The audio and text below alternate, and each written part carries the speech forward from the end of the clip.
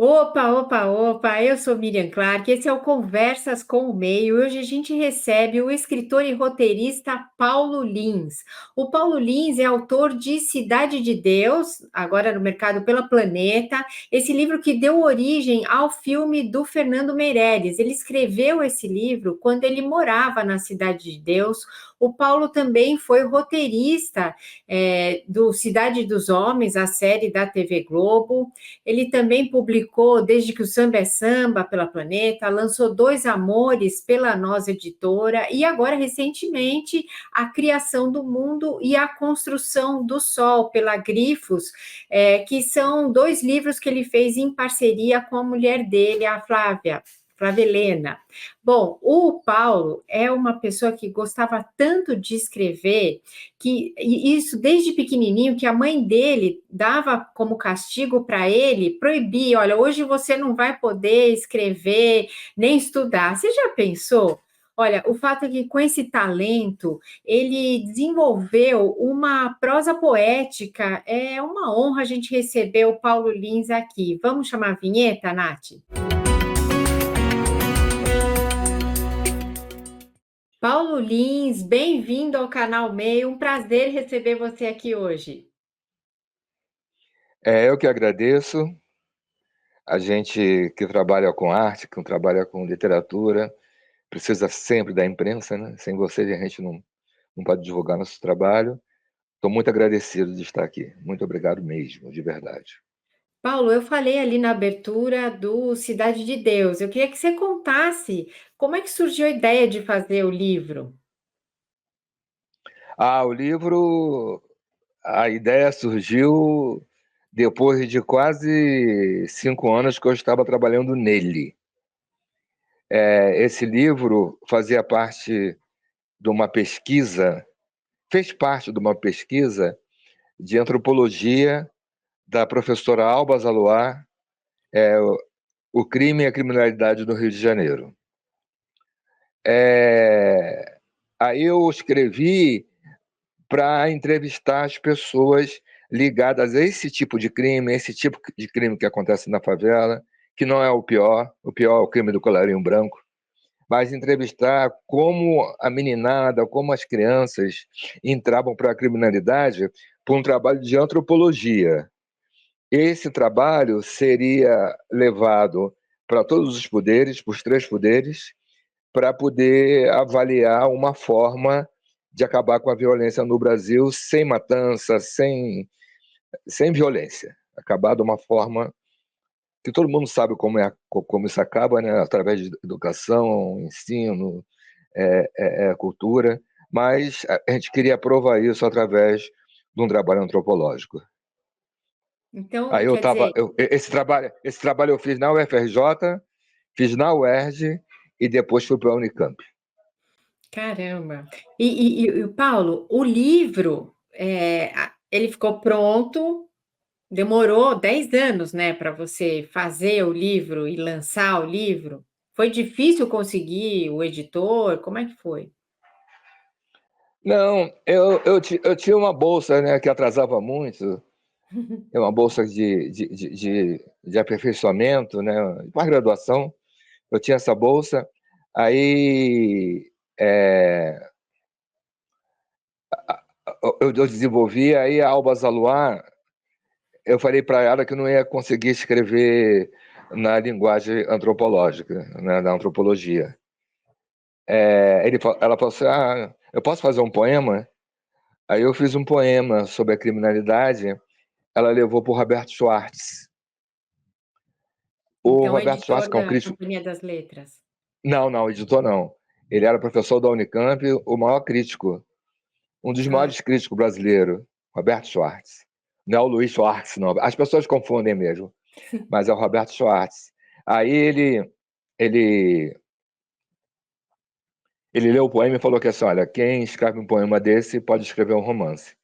Aí ele falou isso, eu levei 10 anos para escrever, mas escrevi. que legal. E como é que esse livro foi parar nas mãos do cineasta? O livro saiu. Assim que saiu, saiu muita reportagem, foi uma coisa assim. É um favelado negro, né? Apesar de ser universitário, mas um favelado negro escrevendo sobre a violência naquela época, em que a literatura era tão distante da população, né? Não tinha. Hoje os escritores conversam com, com seus leitores, eles têm um monte de palestra que pode autografar. Antigamente não, antigamente o João Baldo Ribeiro, o Moacir Cria, esse pessoal assim era muito distante, né? Era uma coisa muito distante da população mais pobre, porque não tinha acesso à leitura, não tinha nem biblioteca nas favelas, não tinha nada, né? Então era uma distância muito grande. E aí o pessoal ficou, e com apoio, né? Com apoio não, com a crítica positiva de Roberto Schwartz, aí foi o Fernando Meirelles viu o livro e me procurou, né? Mandou uma pessoa me procurar para comprar os direitos. Paulo, você nasceu na Cidade de Deus. Eu vi você falando agora assim, eu era favelado. Eu tinha até me preparado para falar de comunidade. O que é certo a gente falar? É comunidade ou é favela, Paulo? Olha, eu acho que depende muito do contexto, né? Porque uma comunidade é uma comunidade e favela é uma favela, né? Porque um certo tempo as pessoas acharam pejorativo falar favela. Mas não é, é favela mesmo, é um lugar que estão as pessoas mais pobres da sociedade, onde estão a, a maioria das pessoas pretas, onde está o trabalhador de mão de obra barata. Então, a favela, que falta luz, não tem um encanamento, não tem um serviço público perfeito, as crianças estudam em colégio público, que os professores são mal remunerados, e não tem estrutura para dar aula. Então, assim, é favela. Eu chamo de favela, morei na favela. Eu nasci no Estácio. E depois morei na Praça da Bandeira, na rua Barão de Guatemi, esquina com Rua do Matoso. E teve uma enchente. Eu fui para casa da minha tia, que morava no Estácio. Eu voltei para o Estácio. E aí veio as casas para os flagelados da enchente de 66. E aí que eu fui Na Cidade para de Deus. a Cidade de Deus. E o que seus pais faziam lá em Cidade de Deus? Minha mãe era feirante, né? E meu pai é Uhum. pintor de parede. Como é que é a tua relação com esse lugar hoje, Paulo? Uma relação de trabalho social, né? Não só com a Cidade de Deus, mas aonde precisa de uma palestra, de um incentivo, de coisa, eu estou presente. E você sente que Eu esses faço. lugares mudaram muito, Paulo? Inclusive a criminalidade também mudou muito, né? Mudou. É, existe muito trabalho social, existe muita gente trabalhando em prol. Existe o movimento negro, existem os partidos de esquerda, existem várias pessoas, a própria igreja, as igrejas ajudam muito, todas as igrejas, a Umbanda, os protestantes, a igreja católica ajuda, mas o capitalismo é uma coisa muito dura. O capitalismo é uma coisa assim muito severa. Então, você tem que produzir, produzir, produzir, dar lucro, dar lucro. Se você não dá lucro, você é descartado. E tem que produzir mão de obra barata também.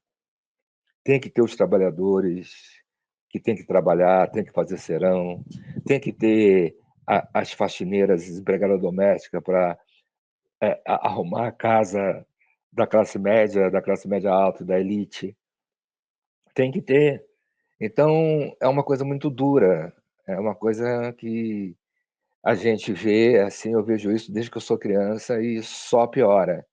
Mas Tem uns trabalhos, por exemplo, tem o trabalho do movimento negro, o trabalho da associação de moradores, tem vários trabalhos para que é uma resistência, vamos chamar de resistência, de uma Sim. resistência contra o preconceito racial e contra a pobreza. Você estava falando da violência do capitalismo, né? No teu livro Dois Amores, eles querem um par de tênis, né, Paulo? E eu fico pensando que hoje, com as redes sociais que te entregam uma propaganda direcionada, filtrada, que está o tempo todo atiçando os teus desejos, isso deve estar elevado a uma potência muito maior, você não acha, Paulo? No meu tempo já tinha, né? Já tinha os comerciais, era a televisão que fazia, algumas revistas, grandes revistas, né? Jornais, todos faziam publicidade. Todos. E essa coisa do consumo, dessa excitação do consumo, dessa, dessa,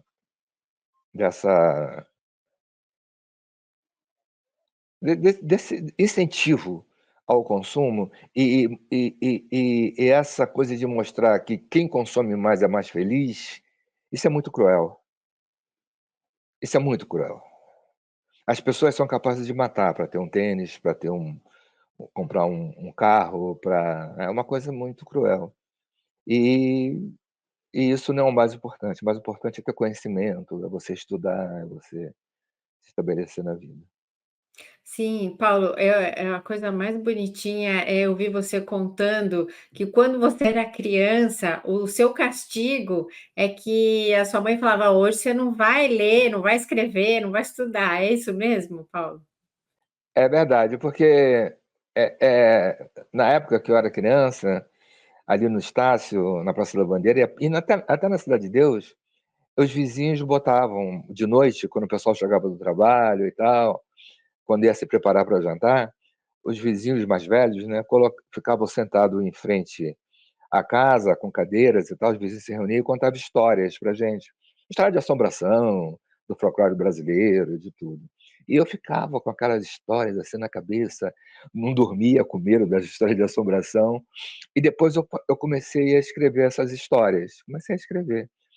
Eu não queria mais saber de nada na vida, não queria brincar, não queria jogar bola, não queria soltar pipa. Ficava em casa escrevendo. Aí quando eu fazia alguma coisa errada, não queria comer, fazer alguma malcriação. Aí minha mãe, ó, hoje você vai ficar sem estudar. Aí pronto, eu pegava e vai ficar sem escrever. Você não vai poder escrever hoje. Esse era meu maior castigo. É o costume, né? Uma coisa que eu sempre gostei desde criança. É o Eu não sonho fico de sem todos os escrever. pais hoje em dia, né, Paulo? Eu não fico Ô sem escrever. É muito difícil. Eu fico sem escrever, eu fico um pouco nervoso, eu quero, sabe? Aí mas eu estou resolvendo isso com o meu psicólogo agora. Depois... Não, não, isso não precisa resolver, Paulo, nem que escrever. Ô, Paulo, tem uma coisa que você já falou, que quando você está olhando ali uma comunidade, você já sabe, só de olhar, quem é que pode ser o potencial bandido. É a criança que está mais desamparada? O que você vê, assim, para dizer isso? Hoje o crime teve uma cara muito, mudou muito, né? E eu não estou pesquisando ultimamente a criminalidade. Eu não sei como é que está se dando isso depois das facções. Eu não conheço direito, eu não sei, eu não pesquiso. Eu não tenho mais esse olhar que eu tinha de pesquisador universitário. Eu não tenho mais essa. Eu vejo o que aparece na imprensa e tal, mas eu não faço um trabalho científico de antropologia para saber como isso acontece. Mas no meu tempo, eram mais pobres entre os mais pobres. E geralmente as crianças que ficavam sozinhas em casa, sem o pai ter que trabalhar, a mãe ter que trabalhar, as crianças sem pai, que a mãe faxineira, empregada doméstica, tinha que sair, ficava o dia todo fora, a criança ficava na rua, faltava colégio, soltava pipa, ficava ali e tal. As pessoas que passavam fome, que não tinha o que comer em casa, são essas pessoas que entravam naquela época para a criminalidade. Hoje eu não sei, mas eu tenho certeza que passa por esse campo, sabe? Passa por essa Sim. por Por esse essa. abandono, né, do Estado, de Uhum. política Por isso. pública, né. Agora, ô Paulo, você já sofreu, assim, um enquadramento da polícia? Você já passou por uma situação, assim, de violência, racismo? Sempre. É, aqui, por exemplo, eu moro num bairro Hum. que eu tenho. O meu cunhado é branco, as pessoas que eu conheço, a maioria são brancas. E eles nunca foram parados. Essas pessoas nunca foram paradas pela polícia, geralmente homem, né? Nunca a polícia parou numa blitz.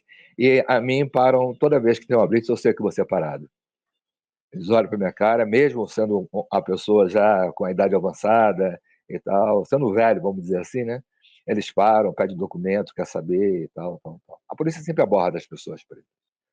Ah, Isso. eu estava lendo uma pesquisa do IDDD, que mostra que as pessoas negras têm 4 vezes mais chances de sofrerem uma abordagem policial. E aí que existe uma espécie de duplo protocolo da polícia, um para abordar as pessoas negras, outro para abordar as pessoas brancas. E aí eles falam assim de condutas abusivas dos policiais. Eu queria que você traduzisse para mim o que é uma conduta abusiva de um policial. Olha só, é muito difícil o policial abordar uma pessoa branca. É, dos meus amigos na universidade, das pessoas que eu conheci, nunca foram abordadas. E depois que eu peguei, entrei para a universidade, que eu mudei, né, que eu fui para a classe média baixa, a maioria das pessoas são brancas e ninguém falava nada. É, às vezes, eu criança entrava no mercado junto com meus amigos brancos e o segurança ficava atrás de mim. Para onde que eu ia, ele ia atrás. E meus amigos brancos, ele não ia. A maioria é muito difícil, só quando tem alguma suspeita, só quando a pessoa está em alta velocidade e está assim, ou então tem um monte de homem branco dentro do carro e tal, que a polícia para. Mas a maioria, às vezes, não para. A polícia não aborda pessoas brancas. É muito difícil. É muito difícil. Aborda, mas é muito difícil. O que aborda mesmo são as pessoas pretas, as pessoas negras, sabe? São afrodescendentes. Sim. E eles falam lá nessa pesquisa que nessas condutas abusivas eles chegam a tocar até as partes íntimas dos meninos, assim. Você já presenciou, já passou por alguma Eu já situação passei por assim? isso várias vezes, isso acontece, isso acontece sempre, acontece sempre. Ainda mais se você tiver, isso acontece na periferia, ainda mais se você estiver trabalhando ou entregando alguma coisa num bairro de pessoas de classe média alta. Se você é uma pessoa preta e andar por um bairro de classe média, assim, a polícia vem e te para, o segurança fica te olhando, avisa o que está passando. Tem um preto passando aí, sabe? Pobre, um preto, as pessoas fazem isso. O racismo no Brasil é uma coisa muito séria. É muito séria e parte do Estado, parte da classe média alta, parte, né, dessas pessoas da classe média mesmo. A maioria, tem muita gente racista que diz que não é, e quando aparece a oportunidade de dizer que é, ela faz. Então, o racismo é uma coisa que mata o Brasil, que vem matando o Brasil, mas tem a resistência negra. É isso isso que eu me orgulho. Né? Tem o movimento negro, tem as pessoas, tem os grupos, tem a internet. Hoje nós temos no poder ministros, né, pessoas pretas, né, ministros, ministras negras. Então, eu sou otimista que um dia a gente vai ter equidade racial. Ô Paulo, você falou do governo, né? Você foi militante do PT, foi um dos fundadores do partido. Depois você se desligou, você chegou a trabalhar no governo do Rio também, né? Mas depois você se desligou. Me conta um pouco da tua relação com a política. Eu comecei na Associação de Moradores da Cidade de Deus, como CID. E lá, é, a pessoa que fez esse grupo, que criou esse grupo Cleonice Dias, ela foi candidata a vereadora pelo PT. Logo no começo do PT, nas primeiras candidaturas do PT. Aí eu comecei a militar no partido, comecei a fazer campanha, aí comecei a ir para a reunião da 13ª Zona, eu comecei, né, a entrar no partido, como assim, como militante do partido mesmo. E fazer campanha. O Lula foi lá na Cidade de Deus, a Benedita da Silva foi lá na Cidade de Deus, o Lula foi lá fazer campanha e conversou com a gente e ficava lá. E eu vinha para São Paulo, eu entrei no partido. Uhum, E depois eu fui do governo Benedita. Na, uhum, na preparação, na verdade, do governo do Rio, Benedita e Garotinho, na verdade, eu fui do, da Secretaria de Cultura. E o secretário de Cultura era o Grassi. E eu fiquei lá com a Day Rocha, com o pessoal. O Wilton Cobra estava também, estava no partido. Tinha várias pessoas no partido que somos amigos até hoje. Aí, quando o Lula foi eleito, eu falei assim: bom, resolvemos o Brasil, agora vai ficar tudo bem. Não vai ter. Aí, depois veio o golpe, né? Aí, quando teve o golpe, eu fiquei muito irritado, fiquei muito decepcionado com o Brasil. Aí, teve as outras eleições, eu fiquei assim, meu Deus, o Brasil, nada do que a gente produziu deu efeito, né? Porque quando entra um governo desse que entrou, eu me recuso a falar o nome, aí a gente ficou depois, mas o Lula voltou e tal. Aí me chamaram para o governo, para ir para a Fundação Casa Rui Barbosa. É, aí eu peguei, não pude ir, estava trabalhando e tal. E quando tem um encontro de cultura, quando tem alguma convenção do PT, eu vou sempre. Ah, mas eu vou como pessoa convidada, sabe? Aqueles aposentados que vão lá só para pra, só para encontrar as pessoas, encontrar os amigos e tal. mas isso é Mas na porque campanha do você Lula tem um. eu viajei Hum. com Lula por vários estados do Brasil, fui eu, Flávio Gomes, Marcelo Paixão, a gente foi para o comício do Lula, na Bahia, no Rio, fui viajando com ele, onde que dava para ir, eu ia, fazendo campanha, fiz campanha nas ruas, militava nas ruas, ia para tudo que é lugar, entrava nas comunidades, nas favelas, né? Entrava na rua e tal, eu sempre lutei muito pelo PT. Mas e aí, Paulo, depois que o PT assumiu, você ficou meio decepcionado, assim? Não, não fiquei não, porque o governo não governa sozinho, né?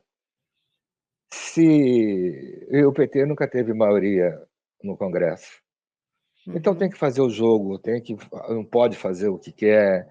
É, tem as coisas que o Poder Executivo faz, mas tem que passar pelos poderes, tem que passar pela Câmara. Então, eu acredito que as coisas ruins que o Brasil passa é a direita que não deixa passar, sabe? Porque senão a gente sabe disso. Eu não estou aqui tentando fazer política, mas é verdade.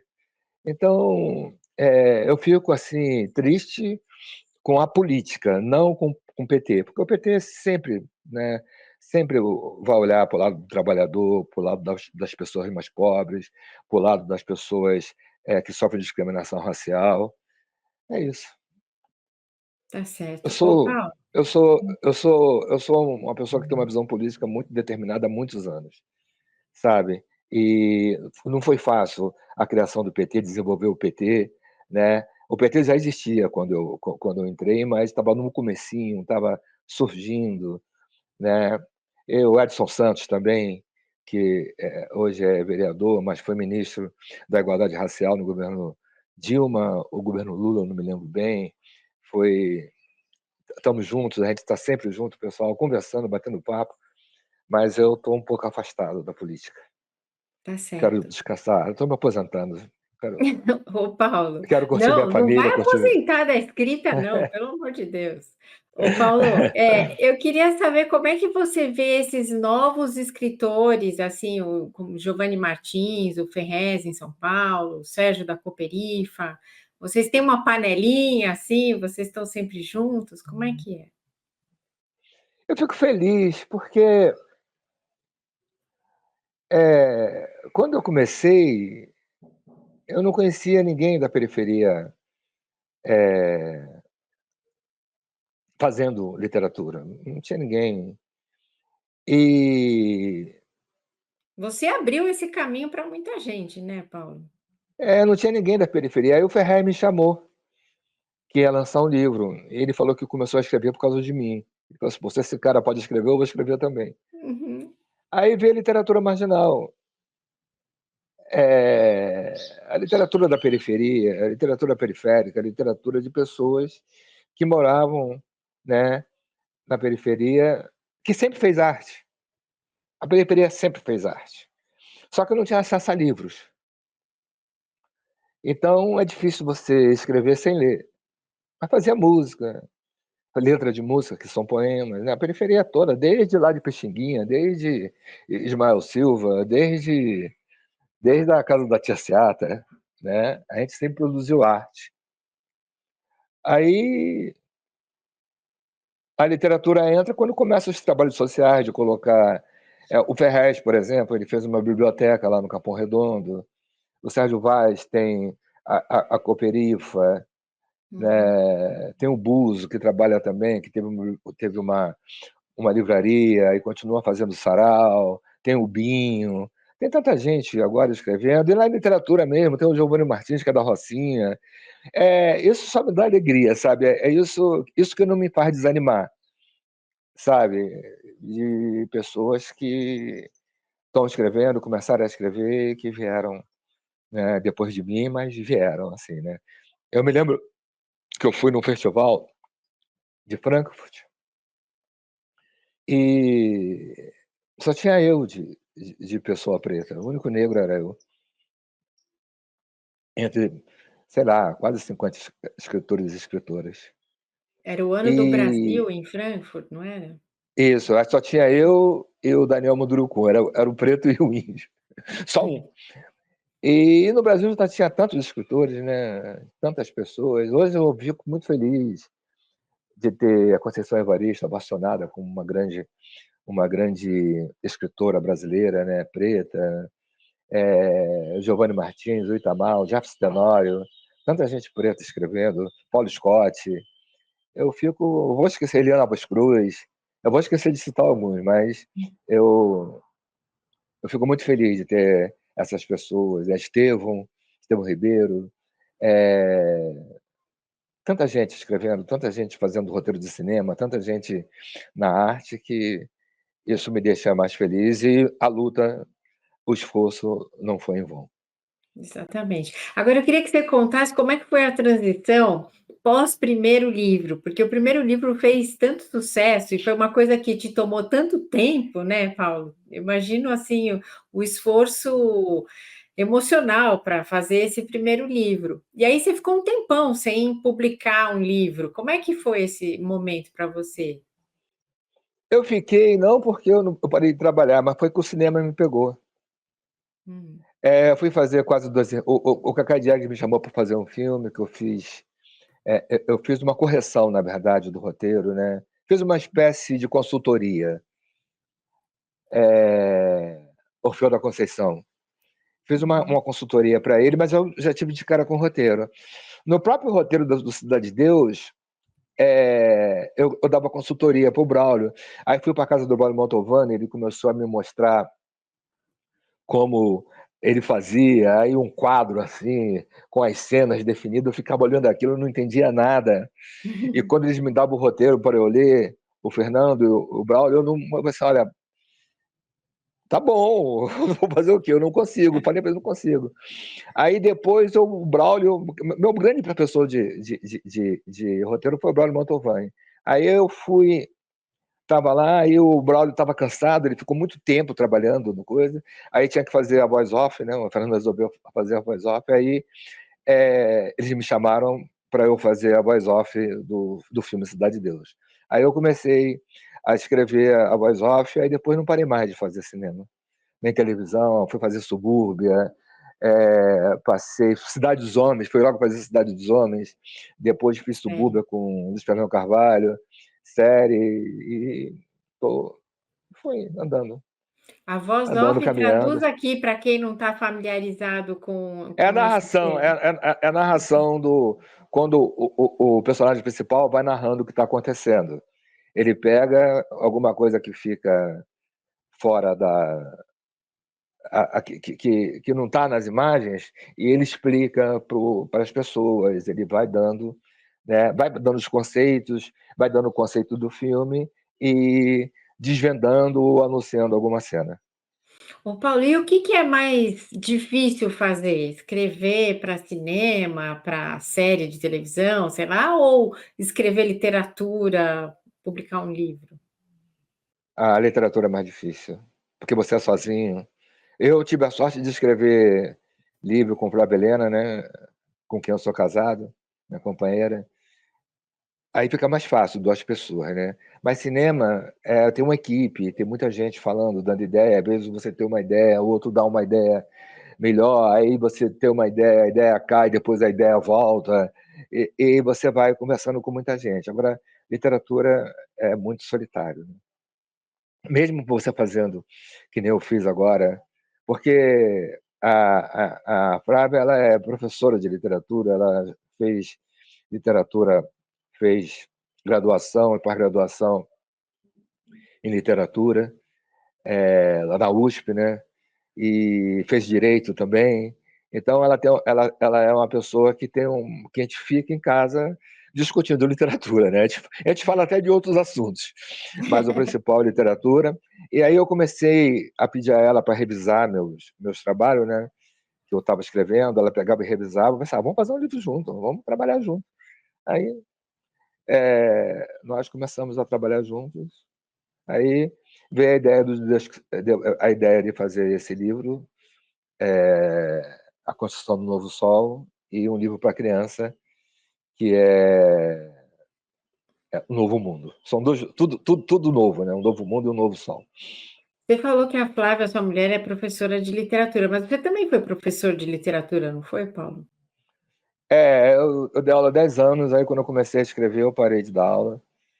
Eu dei aula em muitos lugares, dei aula em Mojimirim, dei aula na universidade aqui de de Mojimirim.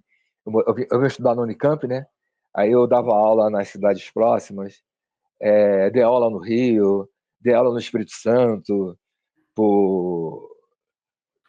dei aula em vários lugares. Aí veio a Companhia das Letras, aí eu comecei só a escrever e hoje eu só escrevo, né? Eu faço, escrevo e faço cinema e E, televisão.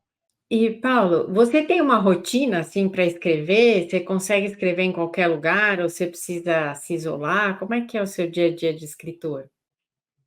Quando eu estava escrevendo só romance, que o prazo é mais longo, você não tem muito prazo, eu tinha que acordar cedo, ou então eu trabalhava de noite, esperava tudo acabar, esperava tudo, o dia acabar em si, o dia comercial acabar, de fazer as coisas, todo mundo dormir e ia escrever. Agora, fazendo roteiro, eu escrevo até em fila de mercado, eu vou escrevendo, boto no celular, vou escrevendo, aí às vezes eu gravo, eu tenho uma ideia, eu gravo. Então, estou conversando às vezes com uma pessoa, a pessoa. Porque até assim, né? São duas. A pessoa que escreve são 2 tipos de pessoa. Tem uma que conversa contigo e tem a outra que vê se aquilo que nós estamos conversando pode virar literatura. Então, é o tempo todo assim, né? Fico olhando assim, nossa, isso dá uma boa história, isso dá um bom gancho. É isso. Muito bom. E aí você está escrevendo agora? Você está produzindo alguma coisa? Você pode contar o que que você está preparando? Não posso, agora eu não posso, não vou poder falar porque tem que esperar a empresa, né? A Entendi. produtora, né? Tá. Então é para Não, audiovisual, né? até verdade, até na verdade Hum. saiu na imprensa já. Eu fiz a segunda temporada da série Cidade de Deus. Ah, Foi uma tá. série que aconteceu porque eu tava em casa, aí recebi um telefonema da minha advogada, da empresária que trabalha comigo, né, da minha empresária praticamente. Ela é minha advogada, mas eu falo que ela é empresária porque ela resolve tudo. E tinha uma proposta de fazer a série, de uma empresa americana comprar os direitos de fazer a série. Mas eu tinha que oferecer primeiro ao Fernando Meirelles. Uma porque ele é muito meu amigo, a gente se dá muito bem. A outra porque ele tinha realmente não eram os direitos, mas ele tinha prioridade para fazer. Aí ele não queria fazer. Ele, Paulo, vamos fazer série agora, Cidade de Deus, já chega, já deu muito o que falar, o filme já é um sucesso e tal, a gente pode fazer a série, e se a série não fica boa que nem não O fica boa filme. que nem o filme e tal. Aí eu falava, Fernando, se você não fizer, eu vou fazer com os americanos. Ele disse, tá, vou fazer, vou fazer. Aí entrou. Ah, É... Aí ele falou assim, então faz aí, como é que você quer essa série? Como é que você vê? Aí ele estava no exterior, a gente começou a conversar por e-mail. Aí depois a Andréa Barata, logo em seguida a Andréa Barata entrou, foi dando ideia. Aí o Gustavo Contígio, que trabalha no O2 também, meu parceiro, Gustavo Contígio, é um amigo que eu tenho há 30 anos, né? Que eu fiz com ele o filme Bezerra da Silva. Eu era consultor. Ele fez o filme Bezerra da Silva, a história do Bezerra da Silva e dos seus compositores, das suas músicas, né? uhum. E aí a gente pegou, nós três, nós quatro, né? Trabalhamos a ideia da série, não o argumento, mas como, o que a gente ia escrever, como a gente ia escrever, o porquê, como, o que ia abordar, o que não ia abordar. Isso demorou 7 anos, demorou 5 anos até a série começar a ser escrita. Foram 5 anos de papo. Caramba! E é papo virtual ou vocês se encontram pessoalmente? Eu já me encontrei, já fiz virtualmente, aí teve a pandemia, foi quase durante a pandemia. Aí na pandemia a gente não se via, tocava, falava com o telefone, reunião, Andréa Barata em cima, e vambora, vambora, porque o dois é uma coisa assim que quando pega, pega mesmo, né? Tem que fazer, e cinema tem essa coisa de ter que ser rápido, porque tem investimento, é caro, não é uma coisa fácil de fazer, né? Uhum. Emprega muita gente, é bom que emprega da coisa, mas é muita gente trabalhando. Se um da equipe falhar, a equipe toda falha. É um Se o trabalho roteiro atrasar, coletivo. se o roteiro atrasar, atrasa tudo. Então tem Hum. prazos, tem. Aí eu Fernando, Gustavo e a Andréa Barata, a gente formalizou e depois montamos a equipe. Ô Paulo, e você reescreve muito, assim? Quando você vai ler, você, não, vou mexer mais um pouquinho, mais um pouquinho. Como é que... Outra, o Arnaldo Antunes fala o seguinte: escrever é fácil, difícil é reescrever. E eu reescrevo o tempo todo, o máximo, o tempo todo. O tempo todo. Enquanto tiver É na o que eu tua mais mão, faço. você... Hum. Só termina, o roteiro só termina quando está filmado. Mesmo assim, pode entrar, pode mudar o narrador, a voz off pode mudar alguma coisa assim. Termina quando é exibido, quando tem o lançamento. Aí termina. Ô Paulo, eu queria que você... A gente já está caminhando para o final, mas eu queria que você desse um conselho, assim, para as pessoas que querem estimular a leitura, dos adolescentes ou das crianças. Queria que você me contasse, assim, como é que você se vê de diferente hoje, mais maduro, em relação ao que você era lá atrás. Eu costumo falar para os mais jovens, para os mais velhos, para todo mundo, que fazer necessidades fisiológicas, comer, beber, dormir, né, ir ao banheiro e reproduzir, todos os animais fazem. Todos. A baleia, cada um tem a sua, um atributo, tem a sua, os seus poderes. A baleia atravessa os mares, ela vai, o gavião Até o voa, porco-espinho transa, né, Paulo? o porco-espinho, todo mundo faz a sua vida. Agora, fazer história e fazer arte só o ser humano. Então, é por isso que você se identifica de um romance, de um poema escrito há 500 anos atrás, há 1000 anos atrás. Você se identifica com uma coisa que foi escrita antes do seu nascimento. Então, assim, a arte e a história, porque ciência também faz. O animal faz ciência, a formigueira constrói seu formigueiro, o passarinho faz seu ninho, eles têm medicina, eles dão à luz, né? As fêmeas, né? Dão à luz, o macho assim, dos animais, ele vai lá, cuida, ele monta o ninho, ele fica ali e tal, cuidando. Agora, arte e história só o ser humano que faz. Então, quanto mais você lê, quanto mais você entrar na história, entrar na arte, seja lá qual for, mais humano você vai ser. É isso aí, muito bom, Paulo. Olha, quero agradecer demais a sua conversa aqui com a gente hoje. Tá bom, então. Eu que Obrigada, Paulo. agradeço. Eu que agradeço, porque a gente precisa, né? A gente precisa de divulgar o trabalho, a gente precisa falar dos livros, precisa falar do que nós estamos fazendo, porque sem divulgação não tem É. leitor, não tem plateia. É isso aí. Eu brinco que a entrevista começa quando a gente entra eu, né, que entro em contato com os entrevistados, e assim, só pelo jeito que a pessoa responde a primeira mensagem, já dá para a gente sentir mais ou menos qual vai ser o caminho. E você foi de uma gentileza tão grande, assim, na hora que eu entrei em contato com você, que eu falei: "Nossa, que bom, que tomara que todos fossem assim como o Paulo Lins". Quero te agradecer demais mesmo, Paulo. Obrigada. Eu estava na Free Paracatu, uma feira de livro lá, aí eu falei contigo, né? Estava trabalhando, então, Uhum, mas foi sim. ótimo, muito obrigado. Eu agradeço de novo. Obrigada, Paulo. Um abração para você. Tchau, tchau. Ô, tchau, tchau.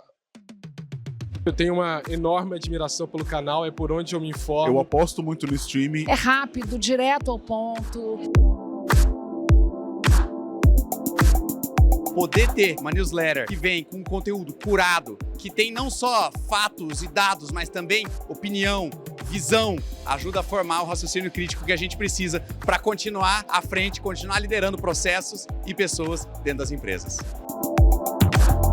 Não tem como começar o dia sem ler o meio, né? O meio é ponto de partida do meu dia, né? Pegar uma caneca de café, sentar, abrir o e-mail, abrir o e-mail do meio e me informar. Eu sempre andei no transporte público no Rio de Janeiro, então o meio era a melhor forma de me informar durante a manhã, de saber todas as notícias nacionais e internacionais. É um veículo democrático, onde as informações são passadas com seriedade e veracidade. Quem não segue o meio ainda, eu recomendo, sou super fã e espero que vocês sigam fazendo esse trabalho de trazer um lugar diferente, um ponto de vista diferente